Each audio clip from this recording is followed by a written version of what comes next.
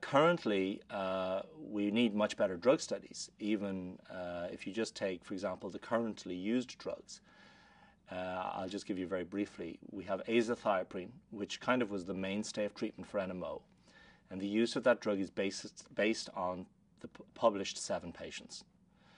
We have a recent paper on mycophenolate mofetil, or CellCept, which is a paper that we did at Mayo, which is a retrospective study of 24 patients.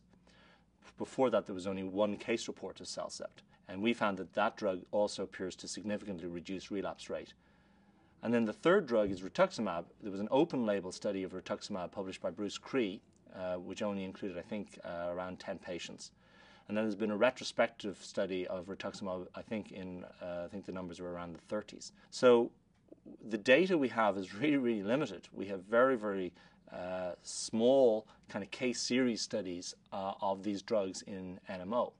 So there's a lot of work to be done in terms of what are the best treatments. For example, it's not really clear whether or not you should just use Imuran and CellCept alone, or should you use them in combination with prednisone.